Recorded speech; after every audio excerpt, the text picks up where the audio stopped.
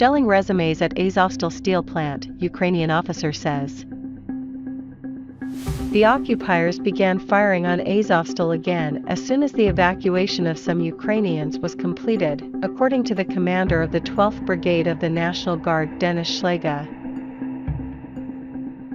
UN OCHA announces evacuation of women, children and the elderly out of Azovstal.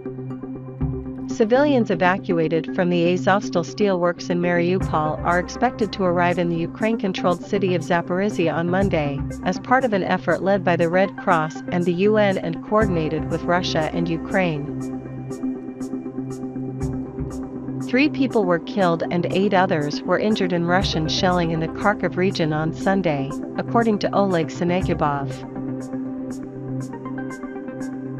Large fires break out at Russian military installation in Belgorod. The governor of the Belgorod region, Vyacheslav Gladkov, said on Telegram that a fire had broken out at a facility belonging to the Ministry of Defense. Millions of dollars worth of farm equipment stolen by Russian troops from Ukraine and shipped to Chechnya has proven useless after it was locked remotely, CNN has reported. The founder of one of Russia's biggest banks, Oleg Tinkov, has denounced President Vladimir Putin in his first interview since Russia invaded Ukraine in February, and said he could be in physical danger. Hungary is still opposed to any EU embargo on Russian oil and gas imports, government spokesman Zoltan Kovacs has said. United States to invite Pacific leaders to White House, ramp up diplomatic ties. U.S. President Joe Biden's administration plans to step up diplomatic engagement with Pacific Island countries, Indo-Pacific Coordinator Kurt Campbell. EU energy ministers hold crisis talks after Russian gas cuts. Finland almost certainly to apply for NATO membership, says Swedish Foreign Minister. Blast at Kabul mosque kills more than 50 worshippers. A powerful explosion has killed more than 50 worshippers after Friday prayers at a Kabul mosque, the latest of a series of attacks on civilian targets in Afghanistan during Ramadan. Israeli forces arrest suspected killers of Jewish settlement guard. Israeli forces on Saturday arrested the suspected killers of a Jewish settlement guard shot in a West Bank attack claimed by a Palestinian armed group that linked it to violence in Jerusalem. Disney Communications chief steps down after Florida debacle. Jeff Morrell, the chief corporate affairs officer of the company, is leaving, Disney CEO Bob Chapek said in a memo to staffers on Friday. At least 1 dead, several injured in shooting at Mississippi Mudbug Festival. Jill Biden to meet Ukrainian refugees in Romania, Slovakia. The White House has announced that Jill Biden will meet with Ukrainian refugees during a trip to Romania and Slovakia later this week. Evidence mounts of GOP involvement in Trump election schemes.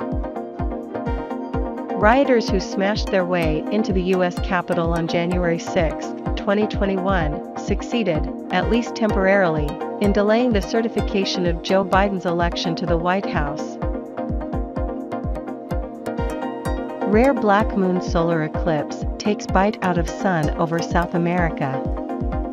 The partial solar eclipse of April 30th, one of 2 happening in 2022, swept over parts of South America, Antarctica, and the Pacific and Atlantic Oceans.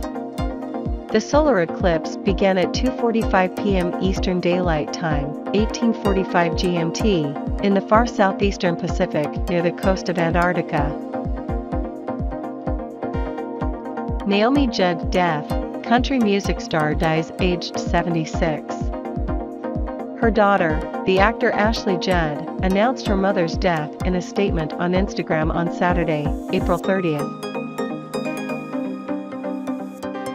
Netflix cancels Meghan Markle's planned kiddie cartoon series. Netflix axed the Renegade Royals' expected upcoming animated series because of budget cuts amid plummeting subscriber numbers.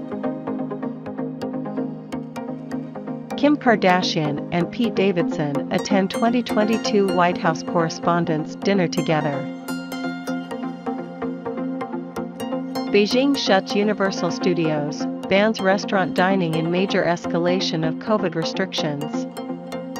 Beijing has banned all restaurant dining, shut down Universal Studios, and ordered residents to provide proof of a negative COVID test to enter public venues in a major escalation of restrictions as a 5-day holiday gets underway. Tourists, rejoice. Italy, Greece relax COVID-19 restrictions. Real Madrid win record-extending 35th La Liga title after thrashing Espanyol. Real Madrid secured a 35th La Liga title on Saturday with 4 games to spare after a 4-0 home win over Espanyol fueled by 2 goals from Rodrigo. Arsenal stay ahead of Tottenham in top 4 race with 2-1 win versus West Ham. Goals from Rob Holding and Gabriel Magalhaes gave Arsenal a crucial 2-1 win at West Ham as they stayed above Tottenham in the table. Man United offer Inter Milan £42 million plus Anthony Martial for Lautaro Martinez. FA to investigate Everton's Richarlison over flare-throwing incident. Richarlison is facing a Football Association investigation after throwing a flare off the pitch at Goodison Park, following his crucial 46th-minute winner against Chelsea. Andy Murray is not supportive of the government's plan to ban Russian and Belarusian players from Wimbledon.